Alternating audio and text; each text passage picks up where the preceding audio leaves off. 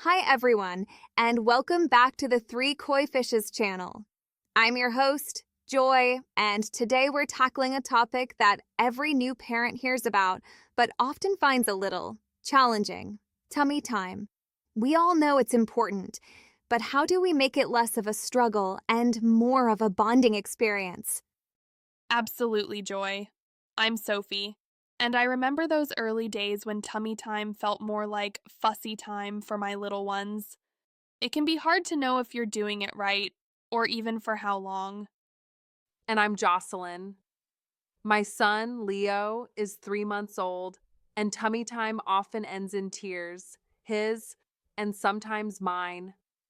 I know it's crucial for his development, but I just don't know how to make it enjoyable for him or even how long we should be doing it. It feels like a battle sometimes. Jocelyn, your experience is incredibly common. Many parents struggle with making tummy time a positive experience. But don't worry, by the end of this video, you'll have practical tips to transform those sessions. Sophie, let's start with the absolute basics. Why is tummy time so important for babies in the first place? What are the key benefits? Tummy time is absolutely foundational for a baby's development. It's not just about strengthening muscles, though that's a huge part of it. There are also four other key benefits. 1. Head, neck, and shoulder strength. This is paramount. When they're on their tummy, babies have to work to lift their heads, which builds crucial strength needed for rolling over, sitting up, crawling, and eventually walking. 2. Preventing flat spots, plagiocephaly. With babies spending so much time on their backs for sleep, tummy time provides essential time off their heads, helping to prevent or reduce flat spots. 3. Developing motor skills. It encourages reaching, pivoting, and weight bearing through their arms, which are precursors to crawling and pulling up. 4. Sensory and visual development. On their tummy, babies get a different perspective of the world. It helps them develop depth perception and allows them to explore textures with their hands and forearms. Wow, I knew it was important, but not how important for so many different areas. So, if it's so vital, how often and for how long should we actually be doing it, especially when they're still so tiny? That's the million-dollar question, Jocelyn. It's not about forcing long sessions, especially at first. What's the recommended frequency and duration, Sophie? Great point, Joy. It's often misunderstood that you need to do long, grueling sessions. Start early and short. You can start tummy time as early as the first day home from the hospital. The key is short, frequent bursts. Think of it as waking hours. For newborns, between 0 to 3 months, aim for 2 to 3 sessions a day, starting with just 1 to 2 minutes at a time. This might be just a minute after every diaper change. As they get stronger, gradually increase the duration.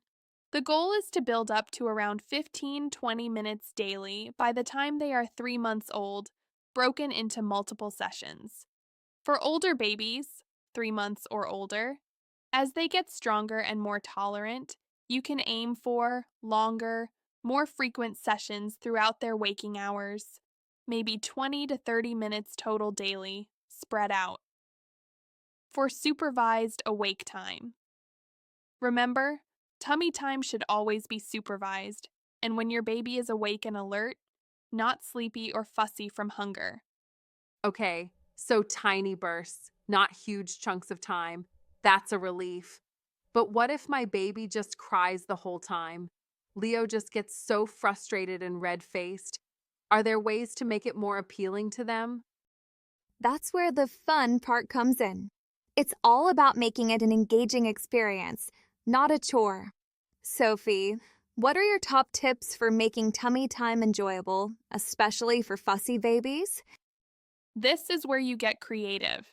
The goal is to make it a positive interaction, not a battle. I recommend 5 key activities. 1. Get down on their level.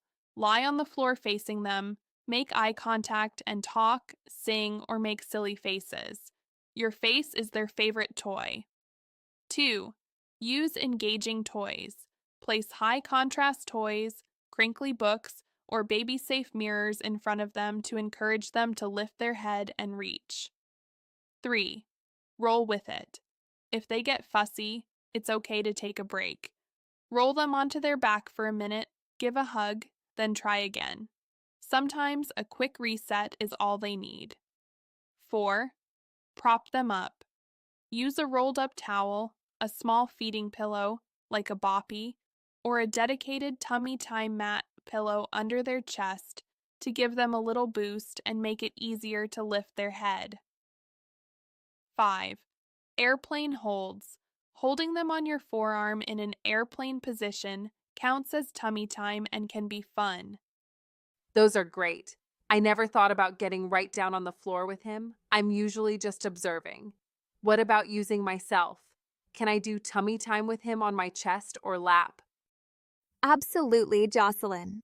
That's actually one of the best ways to start, especially for newborns or particularly fussy babies.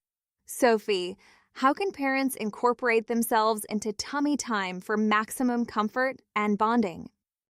This is my favorite way to do tummy time, especially in the early weeks. For on your chest, lie down on your back, slightly reclined, and place your baby tummy down on your chest. They'll naturally try to lift their head to look at your face. This is great for skin-to-skin contact and really fosters bonding. The slight incline makes it easier for them. For across your lap, sit down and place your baby tummy down across your lap. You can gently rub their back, talk to them, or even adjust their position slightly to encourage head lifts. This is often less intimidating for babies who dislike the floor. Also, vary the surfaces. You don't always need a specific mat. Use a clean blanket on the floor, on a bed, with supervision, or even a changing table, again with constant supervision and a hand always on them. The variety can keep them interested. Okay, the chest and lap ideas sound much less daunting than just putting him on the floor every time. I feel like we could actually do that consistently. Are there any other creative ways to fit tummy time in throughout the day without it feeling like a separate, rigid task? You bet. It's all about integration. Sophie, what are some sneaky ways to get that tummy time in without either parent or baby feeling stressed? This is key for consistency without feeling overwhelmed. One can do it after every diaper change. This is probably the easiest hack. After you change their diaper, before you put them back down, just flip them over for a minute or two of tummy time. It becomes part of the routine. One can also do it during playtime. If you're already on the floor playing, gently roll them onto their tummy for a few minutes. Make it a natural part of their play session. Or even conduct tummy times after naps. When they wake up from a nap and are refreshed, that's often a great window. Remember about micro sessions. Don't aim for one long session if they hate it. 5 2-minute sessions throughout the day are far better than one forced 10-minute session ending in tears. Consistency of short bursts builds strength. This has been incredibly helpful. I feel so much more confident about approaching tummy time with Leo now and less guilty about when he fusses. That's exactly what we hoped for. Remember, every baby is different, and some will take to tummy time more easily than others. The goal is consistent effort, not perfection. And always make it positive. Lots of praise, smiles, and interaction, even if it's just for a minute. Your engagement is what makes it meaningful. Absolutely. Your pediatrician is always your best resource for any specific concerns. Thank you so much, Sophie and Jocelyn, for sharing your wisdom and experiences today. And to all the new parents, you're doing an amazing job. What are your go-to tummy time tricks? Share them in the comments below.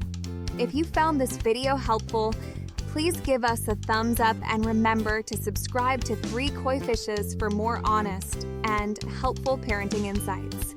We'll see you in the next video.